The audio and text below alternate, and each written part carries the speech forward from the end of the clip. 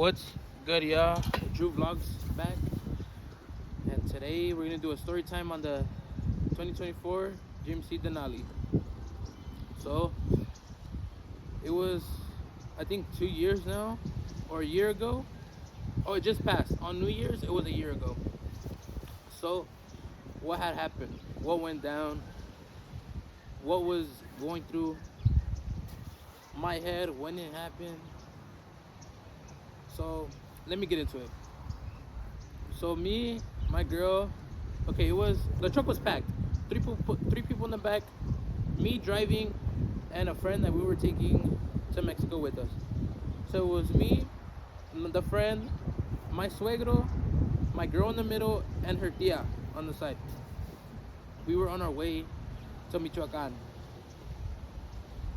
And I don't know if you guys are familiar with Mexico, but in some areas it's hot. Like, as in the cartels are out, the cops are corrupt. You can never trust a cop, never. And you'll see why when I bring this out. But we're on our way to Michoacan, and it was gonna take us 3 days to get there. On our first day, we're good. We're traveling fine. We finally get, if you guys are familiar, we went through Nogales because accordingly it was going to be a smoother way to Mexico. So we went through Nogales, and as we got there, we got to the border. We went through, everything was fine, but the border was charging us because we were hauling a trailer. I'll probably put in a picture here of how everything looked when we were on our way. But we were hauling a trailer in the back, and in that trailer we had a whole bunch of our stuff that we're gonna leave in Mexico. Just a whole bunch of stuff, you know. We had my girl's grandpa's wheelchair,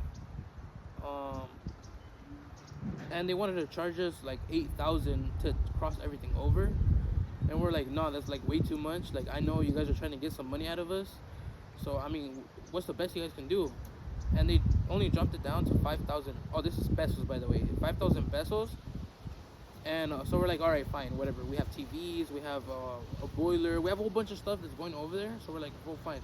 We paid the $5,000, they let us go. And we still have to pay on each checkpoint.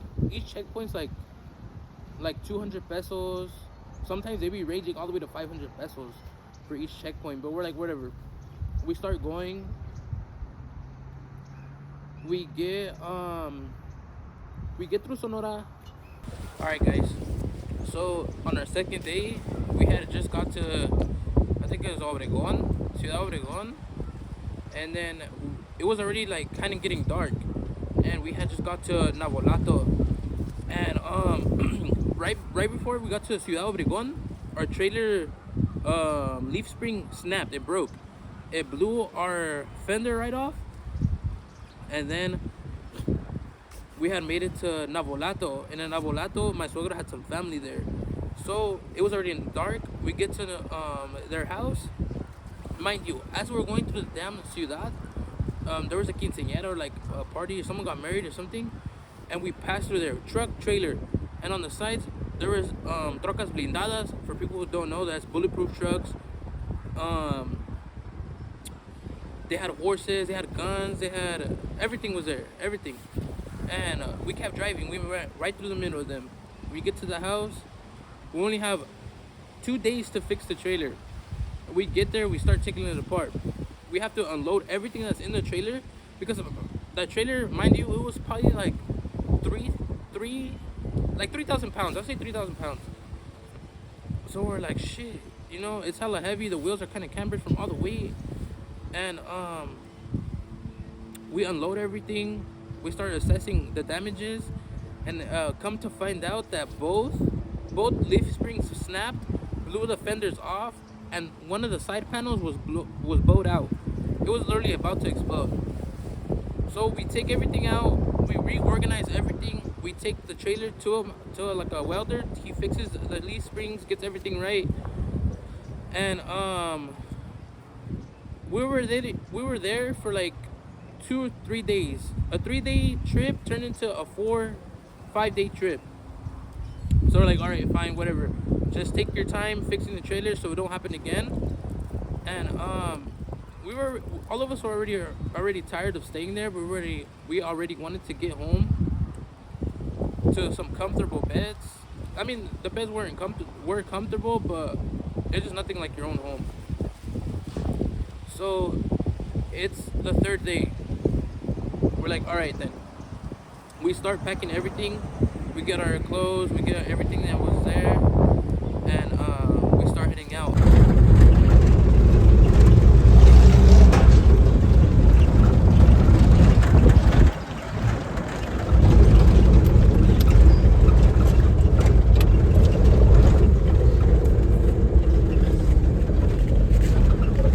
Yeah.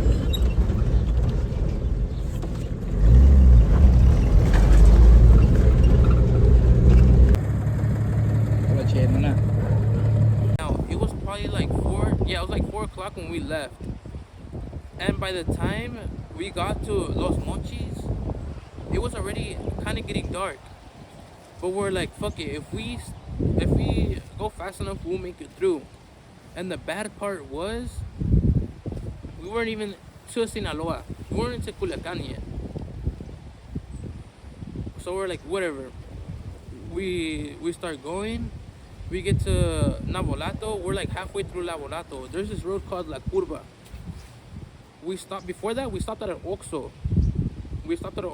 I got some Cheetos and a Coke. Remember what I got? Okay. So I get back in the truck. I'm waiting for everyone to get back. Everyone finally comes back, and we start driving. We get to the Curva, Los Mochis, and we start going. As we're going, I see this white truck behind us, but I didn't really mind it. I was like, whatever. I'm probably going too slow because there were still cars on the side, but that truck was behind us, and there was no more cars. And that's when it hit me. I was like, why are these guys like still following me? There's no cars. I was going already like 50 miles an hour. Like, you can still go around me. I was like, all right, whatever. Eventually, that truck just turns off the road. I don't even notice when it gets off the road, but it does. And we're driving. We passed this truck stop. Right when we passed the truck stop, no, it was a little bit before actually. A little bit before the truck stop, this car pulls up next to us. This guy, he tells me to roll down the window. I didn't listen to him. I kept driving. He's freaking telling me to pull over, to put the window down. And at this point, I don't think I'm in danger, so I just keep driving. I kind of step on it a little bit. And I had this 3,000-pound trailer in the back. And after like 2 minutes, this guy pulls out a freaking AK with a drum mag on it. I'm like, oh shit, this guy, what is he? And then that's when it hit me. I was like, oh fuck, this is a cartel. And I try to step on it, but there's a lot of weight. We're pulling a lot of weight, so the truck goes nowhere.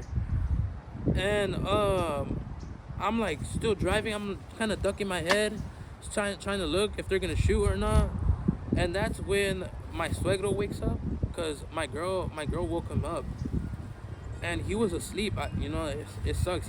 He got woken up like that, but he wakes up. He's like, no. At first he was confused. He told me to step on it. Then he told me to pull over, but then step on it again. And I'm in panic. I'm panicking. I'm like, fuck, what do I do? And I did step on it, but they were trying to cut me off. They kept cutting me off, and I wasn't stopping. So there was another guy in the back that also pulled out his gun. He had an MP5. He pulled it out. They were shooting in the air. I tried to get away. They noticed I wasn't pulling over, and they throw their car on top. They hit the. Here, I'll show you guys. Alright, so right here, as you can see, right here is where they smacked the mirror with the AK. And they smacked the window too. It was probably like right here or something. I thought they were gonna shoot me. I kept ducking my head. I was like, fuck, this is the day I die. But they kept pushing me over, and there was a exit coming out. So instead of me taking the exit, I just pulled over. I'll put in pictures right here of where the exit was. Hold on, let me put you guys on the tripod. But yeah, I'm gonna put some pictures in right here of where the incident went down, so you guys can get an idea of what was going on. But we have the trailer connected. They come, I pull over, they get out, they're pointing the guns at me, they open my door, and they tell me to give them the first thing they said, give me your phone. I as I'm getting out of the truck, I put the phone in my cargo pants. I had cargo shorts on. I put it in the cargo shorts, and he smacks my chest as I'm getting out, and he's like, "Why the fuck didn't you pull over? You have family," like basically telling me that I'm dumb and stuff. And they didn't know that the truck was full. They just thought that it was just me and the passenger, maybe just one person in the back, but they thought it was just me and him. So as they're getting us out, they noticed that we have hella heads. So they start panicking. They're like, "Oh shit!" It was three of them. The driver, the passenger, and the guy in the back. And they start panicking because they're like, "Oh shit! There's more people than we can handle." And there were some little ass kids. Like they were probably like 17. Probably the oldest was 19, 20. And we're like, "Shit! Like this is really happening right now." He goes around. They get my suegro, my girl out, and the friend. But when we pulled over, we told my friend to throw the keys outside the window. And on the side there was a line of trees. There were some orchards, and he threw them. So when they come up, they were asking for the key, and we told them that the key was in there. The key was in the console. But they didn't even really check. They were like, "All right, wait, whatever. The truck's on. You're able to put it in drive." And their dumbasses didn't notice that on the dash it says key missing. One restart. I think it says one restart left. They get everyone out. I go in the back. I go behind me. They're already ready to dip off. But my girl realized that we had our dog in the back in the bed. So we're like, hey, like let us get our dog down at least, you know? And yeah, they let us get the dog down. And as I was getting the dog down, my suegro was taking the trailer off. But we had put a bolt through so it won't pop off, you know? So you wouldn't be able to take it off. So we had to like take the bolt out, take the pin off. No, we didn't even put the stand all the way down. We just fucking lifted it off like as much as we could. Once we do that, we told them that they could dip already. They ended up smashing out. We're in that spot for an hour. They took the truck with no keys. When they got to the spot, they turned it off. They couldn't turn it back on. So they were like, "Shit, we don't have no fucking keys. The keys are with them." So they had like 3 guys come on motorcycles trying to look for us. And there was this truck stop. I'll put the picture up right here where the truck stop was. And there was a retaining wall. There was like a barbed wire fence and a cement wall. We were hiding behind the cement wall. We got cut up going through the barbed wire. My suegro got a cut right here on his head. My girl got a cut all her arms. We ripped our clothes. And I was still holding our dog. They took all her stuff, her leash, her bowls, her food, her cage, everything. They took everything. So I was just holding her by the leash the whole time, the collar the whole time. And they come back looking for us, trying to get the keys. But the keys were in the trees. They couldn't get the keys. And these are the keys right here. So the municipal comes. They're like, and they came right after like 5 minutes of it happening, asking like, "What happened? You know? Oh, do you guys need help?" So that's your first clue to not fucking trust the cops. They won't do shit. If anything, they probably help the cartel to steal your ass. But we told them what happened. They're like, "Okay, we're gonna look for it." And coincidentally, they go the same way that the cartel went. The cartel took the truck 15 minutes from that spot. And as the cops are leaving, that's when we ran to hide, and we're like, shit, what do we do? My girl was on the phone with the cops for like an hour. They were not pulling up. After like an hour and 20 minutes, they pulled up, and they ended up taking the trailer and us to. They took the trailer to an impound lot, and they took us to a hotel that was in Sinaloa. So we stayed there the night. The next day, we tried to figure out how we can find the truck. What can we do to get the truck back? And they it took us a kind of a really. It took us. We were there for 3 days, right? 3 days. Yeah, I believe it's 3 days. So this trip turned into a damn week. We were there for a long time, and we are at this hotel with the dog. The dog's on her period, and we have nothing for her. I mean, I went to the Oxxo to get her croquetas, to get her food and stuff, but like we didn't have a leash. We couldn't walk her. We couldn't take her nowhere. Like, we had no leash. And my girl went to the, what is it fucking called? Banjercito, to like see if they could get the truck back. You know, we had put an Apple AirTag in the truck, so we knew where it was the whole time, and exactly too. So we didn't tell anyone we had the AirTag in it. Girl was like fighting them to like go get the truck. We know where it's at. Like, why aren't you guys gonna go get the truck? You know. So she kept telling them they didn't want to do shit. Like, they did not want to do nothing about it. I don't know if they were scared or like they just didn't give a fuck or like what was going on. Until like my girl kind of blackmailed them. You know, she was like, I don't even own the truck. The bank owns the truck.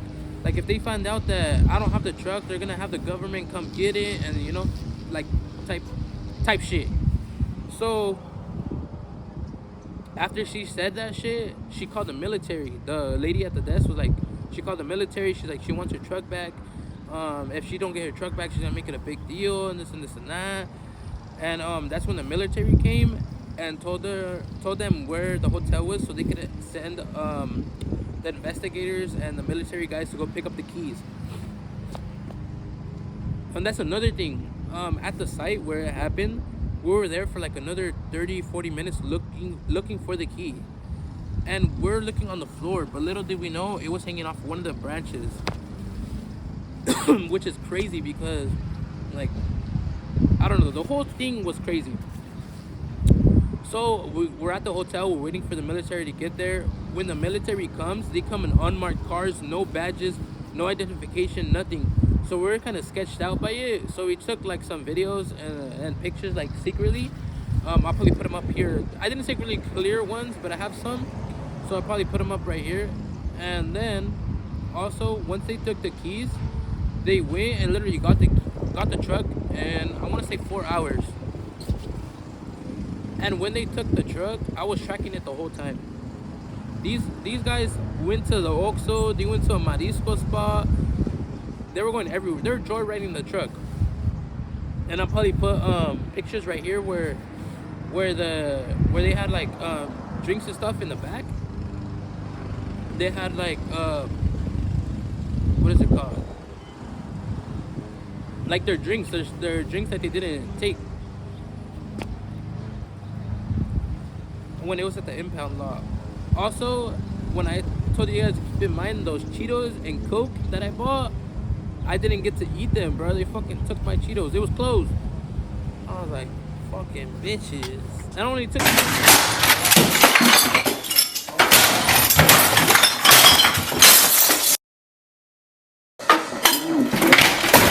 like 3 steps on my Coke, bro. I was hella sad. But yeah, they got the truck. I was tracking them. They went to go joyride it. They took it to the impound lot, and they didn't call us till like, I want to say 6 hours after they got the truck. Like, once they got the truck, they should have called us like, oh, we got the truck, you guys don't need to worry about it, this and this and that. But no, they didn't. So I was like, all right. We changed locations, we changed hotel. So when they called us, we told them that we left. We didn't want to tell them that we're still there because I don't know, it's just sketchy. We can't trust no one there. So we told them we left, and once we told them that, they're like, okay, well you're gonna need to send over the title, the VIN, everything to make sure that it's your truck. So when it comes time to pick it up, they told us that each day it was gonna start adding up the price of it staying there. So we waited the next day to leave after New Year's because after that night there was gonna still be a whole bunch of this madre there. There's gonna the gunshots all night. Once it hit midnight, there's fucking grenades going off, bombs, fucking gunshots everywhere. Every 5 seconds there was gunshots going on. So we waited till the next day. We had a friend from Michoacan bring, because my suegra has a Yukon over there. We had him come like meet us in Tempic. He came to Tempic and we met him in Tempic. We had a friend from not Yuma, fucking Sinaloa come over to pick us up and take us to Tempic. And when we were there, we were living Culiacan. So after we left, when we were on our way to leave Sinaloa, as we were leaving, remember when I said that all night there was gunshots and like it sounded like bombs going off and all types of shit? Well, when we were leaving Culiacan, as we're about to leave, head to Tempic, on the side of the road there was 3 bodies all chopped up. They're with no heads, no arms, nothing. They were all in pieces, and the Manquerito was just like standing around them, like didn't even cover them, nothing. Like I don't know, it's a different thing out there, you know. It's crazy right now, and that's right before like war was about to happen with Mencho and Los Chapitos. So we're like, shit, you know, like we need to get the fuck out of here ASAP. And we had got the trailer. We took the plate off the trailer so they wouldn't know that it was from California, because God forbid that we get fucking ransacked again. So we had my suegro's friend come from Michoacan and meet us in the peak, where we met at like a checkpoint. So once we did that, we put the trailer onto the Yukon, and we're on our way to Michoacan. And luckily we made it safe with no interruptions, and it was one crazy experience, you know. I probably left out some stuff, and I'll probably see if my friend wants to also come and give his opinion on like what he was thinking on all that, you know. Shit's crazy. You have to just be careful with the decisions you make. You know, it wasn't smart probably taking the truck out there with conditions, but you know, some things make it easy. Sometimes you think about it and you just think it's too easy, and you find out the hard way, you know. And sadly that's what happened, but luckily we still have it now. We have it back and better, you know. Definitely not taking it back like that, because we probably wouldn't make it into Mexico. So, you know, hopefully you guys like the video. Make sure you guys go down, comment, like. If you haven't already, subscribe, and let me know what you guys think. Shit's crazy. A lot of people, when I say that, don't believe me. It happened because we have the truck. But if it wasn't for that damn Apple AirTag, we don't know what would have happened. You know, my girl and I lost a lot of things that were in the truck, but they're materialistic. We can't, you know, we have to value our lives before that. Who knows? I thought I was gonna get shot. I'm not gonna lie. You know, what was going through my head in the moment, there's a lot of thoughts going through my head, you know. I was thinking, is this my last day? Am I gonna make it out here alive? Like, are they gonna freaking take me? There's a lot of things that I was thinking about, you know. Are they gonna like try to take one of us and you know, try to make us pay them or like give them money, and it's crazy. It's crazy to think about what can happen in just 5 seconds. You know, but I'm glad we're here. We're still here. That nothing happened to no one. Uh, and it's a life lesson. You know, from now on, I mean, we'll probably drive, but it won't be in the same vehicle or the same circumstances. For the most time, we'll probably just fly there, make it easier. Even if we fly there, it's still like 3 hours away from where we live. But I mean, it's way better than 3 days, you know. That was my first time. That was my furthest travel, you know. The furthest I've ever traveled. I don't really travel that much, but it's crazy. So, I mean, hopefully it don't happen again. If it's not, I'm gonna make sure it's not. But anyways, Drew Vlogs is out. Peace.